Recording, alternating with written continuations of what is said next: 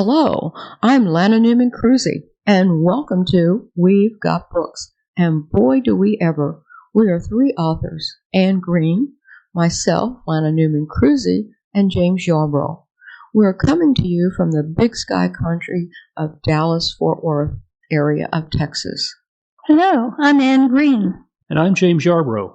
We'll be your hosts for We've Got Books, and we're excited to connect with you. We are authors who delight in telling you about our books, as well as interviewing other Christian fiction writers about their books. Our goal is to introduce you to some great Christian fiction, to explore the books, and to discuss the craft of writing, and to have fun doing so. We'll focus on getting to know authors and discover why we write books. We'll discuss fiction of different genres: suspense, romance, historical, mystery, women's fiction, and humor. Have you ever read a sensational book and wondered about the author, how the storyline was chosen, the plot and vision, the characters created? We'll sit around the table chatting to get to know each author and how his book was created. So sit back and enjoy this ride into the literary world. Today, Jim Yarbrough is interviewing Anne Greene, an award-winning author of 37 books. Thank you, Lana. Anne, could you tell us a little bit about yourself? I'd be happy to. I live in Allen, Texas, and I've been writing for approximately 30 years. I was born in Ohio, then moved to San Diego, and then to Chicago. Fleeing the frigid winters there, I finally settled in Texas. I graduated from the University of Texas at Dallas, summa cum laude, with a degree in literary studies. At that point, I began my dream job, writing Christian fiction. Well, Anne, what genre of Christian fiction do you write? I'm a hybrid. Rather than specializing in one genre, I write many. My published books are historical romance, suspense, mystery, and humor. I write both historical and contemporary. I have series and standalone books. I don't write horror or fantasy. Do you specialize in plot-driven stories or maybe character-driven stories? I often start with an event that has caught my attention, something most people have never heard of: my women who test pilot planes in World War II. The event drives the whole story. While researching that event, a female character jumps into my imagination, complete with a history of problems in her background. Yep, drops in full blown. Then I think of a male who is her complete opposite, with his own needs and problems. These two meet, clash, and can't keep themselves from falling in love, since I'm already in love with both characters. They reach a point in their relationship where they realize there is no way they can ever be together. Then there's the surprise twist and solution to a happily ever after ending. So you could say my books are both plot-driven and character-driven. Well, Anne, I dare to ask this question, but how far do your romances progress? That's a very important question. I love to reveal that Christians can fall madly in love, find Christ, or continue following Christ during their romance, but wait until marriage to unite in physical love. I know this seems archaic to young people today, but this is the way God ordained for men and women. And those who strive to put God first in their lives find His way extremely fulfilling. It's an excellent point, Anne. I very much agree. With all the writing you do you happen to have time for any hobbies? Of course, I love to read, and I love to travel. I've been blessed to visit 40 different foreign countries, plus every state in our beautiful United States. Some of my books take place in foreign countries and some here in the U.S. I dabble in oil painting. Listeners can see some of my paintings on my website, AnneGreeneAuthor.com, That's ANNEGREENE author.com. I sing in our church choir, I do aerobic dance and line dancing, and I'm always up for dinner and games with friends. While not a hobby, treasuring time with my children and grandchildren keep me happy. Well, you've given us an indication that you are a very busy lady. You've had time to write 37 books, quite an accomplishment. I suspect we have a lot of listeners who would like to learn more about your books. So today, which one are we discussing? Today, I'd love to tell my readers about Shadow of the Dagger, set in the exotic country of Turkey. When I discovered my husband, a colonel in the army, would be deployed to Turkey, I was elated. Since Turkey contains the 7 churches of Revelation, some of the travels of Paul, the church at Antioch, where they were first called Christians, and where the Crusaders built multiple castles as they attempted to retake Jerusalem from the Muslims. A perfect setting for a suspense novel. Here, Jim, is an autographed copy of Shadow of the Dagger. I know you'll enjoy reading it. Please read the back cover copy for our listeners. Thanks, Anne. Actually, I have read it. Thank you for this book. All right, listeners, here's what the back cover says. A secret map to priceless treasure. A CIA analyst turned detective. 3 people are murdered and 1 kidnapped to find the solution to the map. As Nicole Phillips seeks to find her kidnapped brother, she doesn't know whom to trust. No one is who they appear to be. All is deception. To bring his brother's murderer to justice, CIA intel analyst Josh Baruch lays his life on the line. Can he walk the tightrope between obeying the killer's instructions and bringing them to justice? Because Nicole's husband died in a mysterious plane crash, she fears falling in love again with a reckless, danger-loving type like her late husband. Josh Baruch, the CIA analyst using her as bait to track her brother's kidnapper, is just such a risk-taking man. Besides living on the edge, Josh is bitter about women and questions God. Thanks, Jim. So, Anne, how about reading an excerpt of your novel, Shadow of the Dagger? I'd love to, but I'd love for you to read the male part. Wow, sounds like fun, but I'm up for it. Okay, here goes. It starts out, the unique melody from Nicole Phillips' cell phone signaled her deaf brother's text. She reached across the teaching contract on the kitchen table and grabbed her phone. Ian had written, Nikki, you're in danger. Come to Turkey with me. A familiar dart of fear made her shudder. She typed, Oh, Ian, what's wrong now? She waited the few seconds for her words to be recorded on Ian's special light-up cell phone for the deaf. Her cell beeped. I'm still at DFW Airport. Plane takes off in 10 minutes. I got a message from Parkland Hospital. A shadow spread across Nikki's sunny kitchen. Fear fingers prickled her spine. She gripped the phone so hard her nails bit into the case. She hated hospitals, hated the cold antiseptic atmosphere, hated the devastating news doctors brought into waiting rooms. Crushing her memories into a vault inside her brain, she forced her thoughts from the past. She wrote, What's up? Someone murdered my new interpreter, the multilingual one for the deaf. This murder is not even disguised as an accident. Her sudden jerk almost made her drop her cell phone. Oh, God, please, not another death. She grasped the table to keep from turning into a quivering lump and sent another text. What's happening to us? Her insides renewed the tremulous dance that started with Paul's mysterious plane crash. Don't know. You'll be safer with me inside the compound.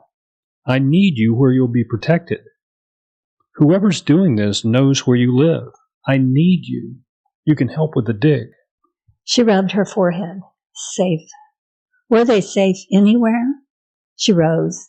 Standing in her peaceful kitchen, Gazing across the sunny backyard, another death seemed unreal. Their parents died in that late-night car wreck, shortly after Paul crashed his plane. Last month, someone broke into the house. Twice. Though the police weren't concerned, she'd grown more and more cautious, making certain she set the alarm and locked the door. And now, this murder. Was all this death about the treasure map? Nicole wrote, "You want me to spend the summer at the archaeological dig?" Nikki, please. We'll both be safe in Istanbul. Was he right? Her brilliant brother usually was. Why not escape the creeping sensation which crawled up her neck each time she returned home from running errands? Was someone watching her? For some reason, she and Ian were in danger. Maybe she would be safe in Turkey. Ian needed an interpreter, and she could do that for him. She wrote, "Okay, I'll take the first plane I can book." She sighed. If only life could return to normal. At 28 years old, she simply wanted to teach archaeology and live a quiet academic life. These past months had knocked her to her knees. But Ian needed her. As her last surviving family member, Ian could ask her to die for him. And she would.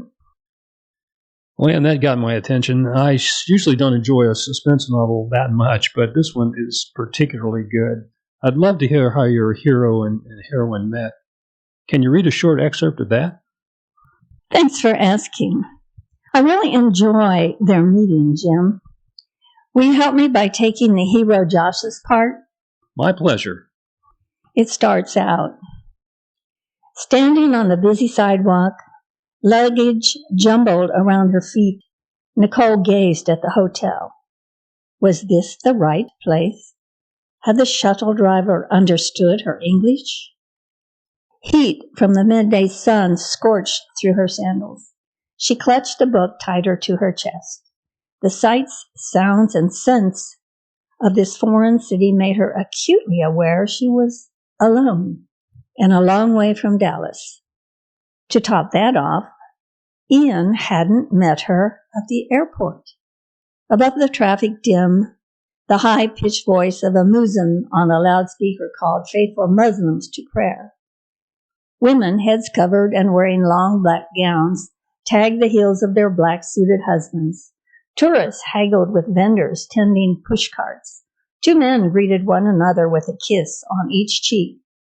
From sidewalk vendor stalls, the sights and aromas of fresh-baked bread and meat sizzling in spices made her mouth water. The scene would have been exhilarating, except worry for Ian scattered her thoughts. Why hadn't he met her at the airport? Her breath accelerated.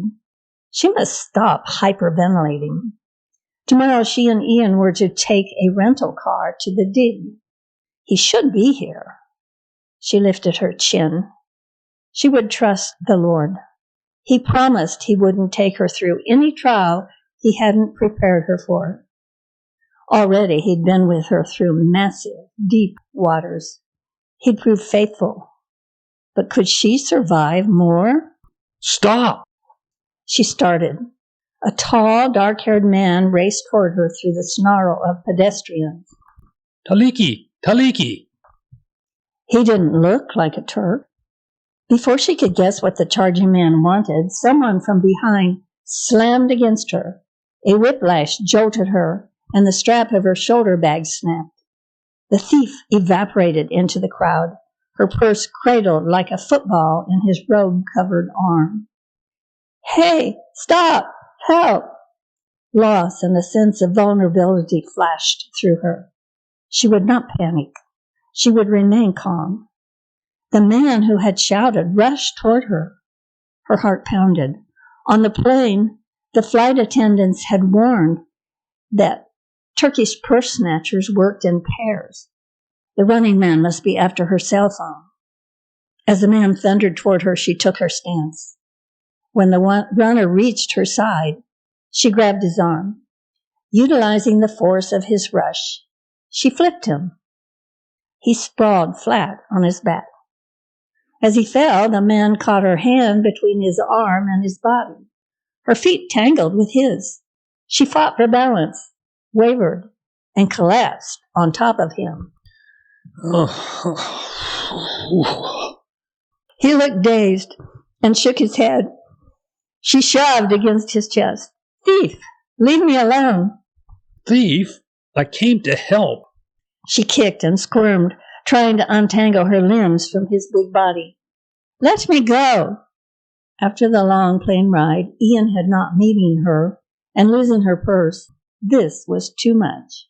Her throat constricted, and tears prickled her eyelids. "Mind getting your elbow out of my gut?" She struggled to her feet.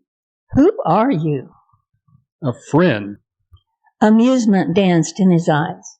His dark good looks made her shiver. He flashed a smile, then sprang to his feet. His cavalier demeanor unnerved her. "What? Do you think you're some kind of hero?" "Hero, no. But you could make rational men forget their manners." Nicole hated come-on lines. She had withstood way too many. "You have a lot of nerve." "In my profession, nerve and fast reactions save lives." She glared. "If you're not an accomplice, then help me get my purse back." Too late.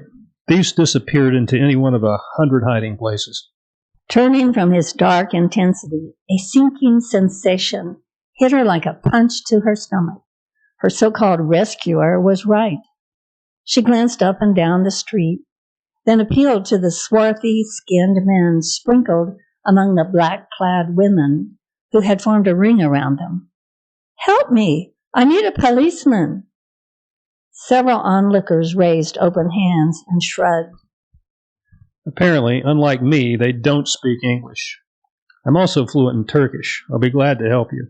His cocksure attitude boosted her exasperation. "Mr. Joshua Baruch. I had hoped to stop that purse snatcher, but your karate move sent me into a tailspin." The familiar, vulnerable, shaky feeling she hated returned. Had she manhandled the wrong person? Barak gently squeezed her arm. "Let me guess. You've lost your passport and your money. Everything a tourist needs was inside your purse." She slid her arm free. Wrong. She'd hidden her passport and ID in the wallet around her waist, but she had to get her money back. Had to tell the police where her hotel was located. That would be difficult due to her directional dyslexia. She glanced around the foreign scene for a street sign and found one with an unpronounceable Turkish name. Baruch tapped her shoulder. "What?"